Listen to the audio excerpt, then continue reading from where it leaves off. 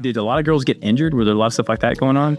There's a lot of injuries. I think a lot of it was tied to nutrition as well. That's a huge thing in the dance world. I would say more girls than not have eating disorders, or at least disordered eating.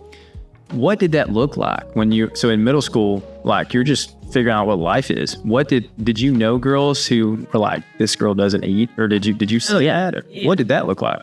I mean, it's just very, that's a hard time to be a girl anyway, right? You're going through puberty or in middle school. It's like everything's confusing. Yeah.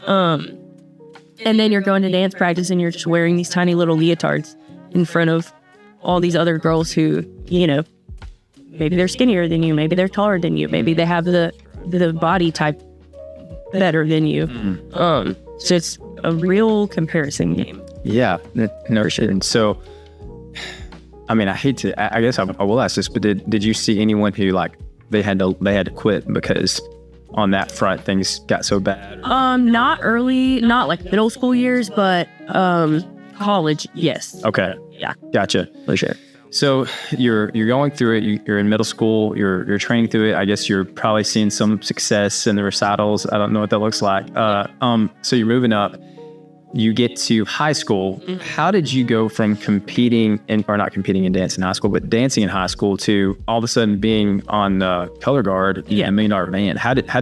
What does that process look like for a dancer? Did they recruit you, or what does it look like? Yeah. Well, for me, I was also in the band in middle school. I played the flute. Okay, I didn't know that. Yeah. So, and I did that solely because in my middle school and high school, band counted as our PE credit. And I did not want to sweat. I did not want to play sports. And so I was like, yeah, I'll join the band. Hilarious. Yeah. So middle school, 6th, 7th, and 8th grade, I played the flute. And then when I got to 9th grade, my band director, that's, you don't start marching band until high school, or I didn't. My band director knew I was a dancer and was like, hey, if you want to try out for Colorgaurd, like, I think you'd be a shoo-in. You've got the base, that you need to be good at it. And I was like, okay. In my head, it was just like another opportunity to dance. And I loved dancing. So that's how I kind of transitioned to Colorgaurd in high school. I did 4 years in high school and then 4 years at college. So just real quick, for those of you who don't know, what was your all-time deadlift? 395. So 395 deadlift, and this girl's playing the flute in high school.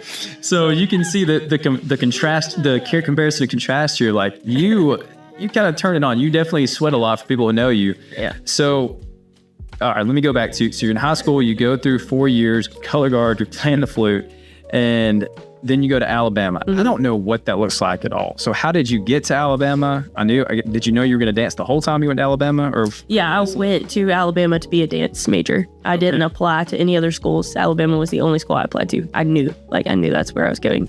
And then I got there and everybody just loved it more than me. And that was the first time in my life that I was like, oh my gosh, like, I don't care the most about this. Interesting. Yeah. And it's just such a competitive field, professional dancing, that like, if you don't love it the most, you will not be successful. That's good. Yeah. So to take that, I guess a lot of professional dancers do end up doing Colorgaurd or something like that in college. Like is that a platform they have that? No, I was the only dance major who did. I would say there's, like at Alabama, there were dance majors who were on the dance team. Okay. Which is not the same thing. Okay. So elaborate then on how could you tell that they wanted it more, that they liked it a lot more than you? How did that look? 'Cause I can see it like playing basketball. Like I can go and it's easier for me to tell this is the guy who loves it because he's in the gym all the time. He's all the time practicing. How could you tell from a dance perspective? Yeah. There were just girls that were willing to completely give up the normal college experience. Like they would not, probably for the better, but they like would not be caught dead in a bar. Like wouldn't, we're not eating, we're not, having fun with the friends on the weekends. And I just kind of realized that's not the college experience I wanted for myself. Gotcha. Okay. Yeah, that makes sense.